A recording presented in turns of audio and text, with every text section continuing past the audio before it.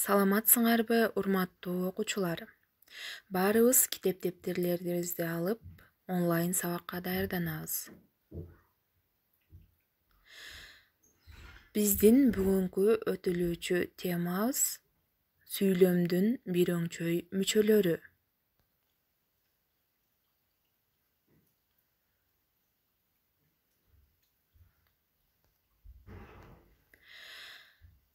Сабакты баштоодон мурда мен сиздерге төмөнгү суроолорду бермекчимин.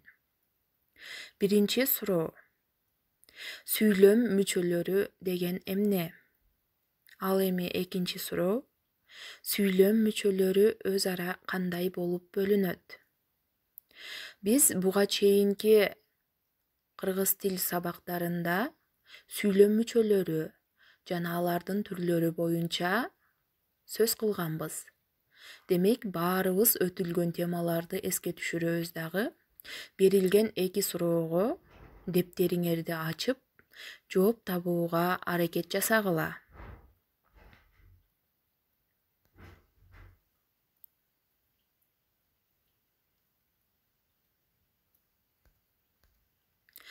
Азаматсыңар. Демек, баарыңар жооп таап дептериңерге жаздыңар. Ошондойбу? Эми баарыбыз кунт коюбугабыз дагы жаңы теманы түшүнөбүз. Эсиңерге туткула.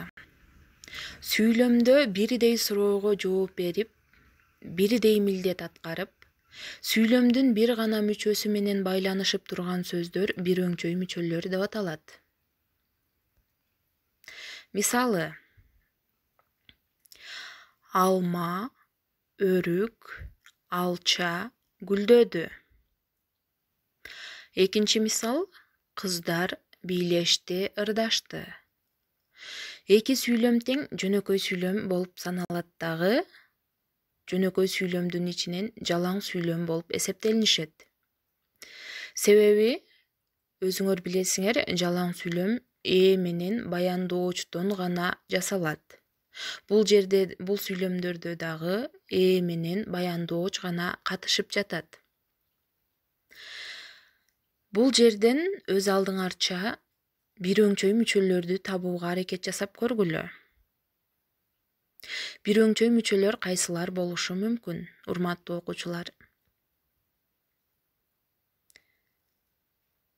Демек, бирөңчөй мүчөлөр биринчи сүйлөмдө алма, өрүк, алча деген 3 сөз болсо, экинчи сүйлөмдө болсо бийлешти, ырдашты деген 2 сөз бирөңчөй мүчөнүн милдетин аткарып жатат бул жерде. Себеби биз жогоруда бирөңчөй мүчөлөрдүн эрежесин айтып жаткан учурда сүйлөмдө бирдей кызмат аткарып, бир гана суроого жооп берген бир нече сөздөр бирөңчөй мүчөлөр деп аталат деп айттык. Биринчи сүйлөмдө алма, өрүк, алча, гүлдөдү деген сүйлөм. Алма, өрүк, алча деген 3 сөз бирдей милдет аткарып жатат. Үчөө тең дарак болуп эсептелинет дагы. Ошол дарактардын жаз келгенде гүлдөгөнүн чагылдырып берип атат. Андан кийин бир гана суроого жооп берип жатышат. Эмне гүлдөдү? Алма, өрүк, алча. Ал эми экинчи сүйлөмдө болсо дагы кыздар бийлешти, ырдашты. Кыздар эмне кылышты? Бийлешти, ырдашты. 2 сөз тең кыймыл аракетти билдирип атат. Ошондуктан бул сүйлөмдө дагы бийлешти, ырдашты деген сөздөр бирөңчөй мүчөлөргө мисал боло алышат. Эми баарыбыз дептерибизди ачабыз дагы бирөңчөй мүчөлөрдү катыштырып 5тен сүйлөм түзөбүз. Сүйлөм түзүп аткан учуруңарда, урматтуу окуучулар, видеону токтотуп туруңуздар дагы 5тен сүйлөмдөрдү түзүп алабыз баарыбыз.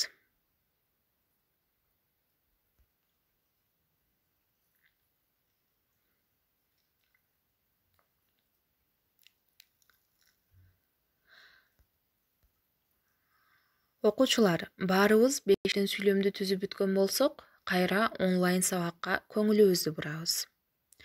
Бир өңчөй мүчөлөр өз ара тең байланышта болушат да, бири-бирине эч качан багынбайт экен.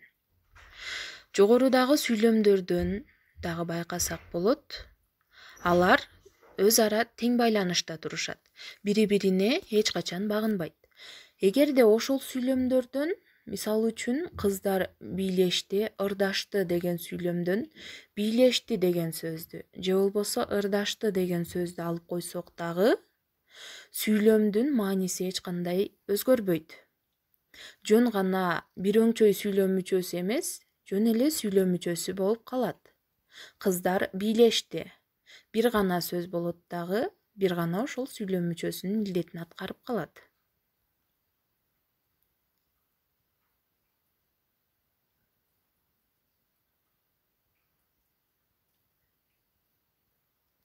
Бир өңчөй мүчөлөр ооз-эки кепте интонация менен айтылат.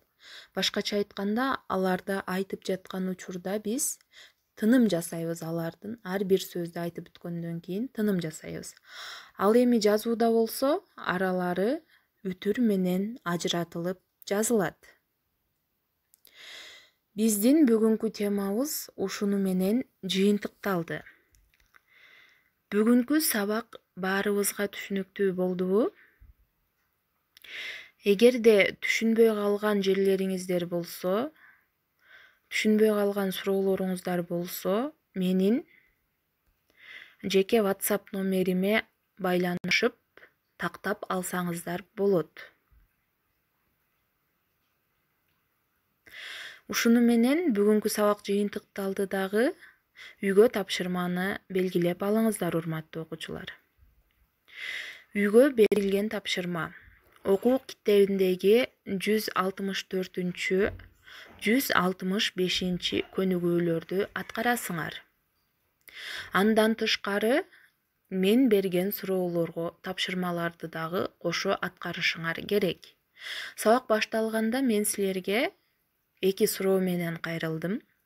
Ошонун жообу дептериңерде болушу шарт. Андан кийин болсо, сүйлөм мүчөлөрүн катыштырып 5 сүйлөм түзгүлө дедим. Ошол мисалдар дагы дептериңерде болушу керек.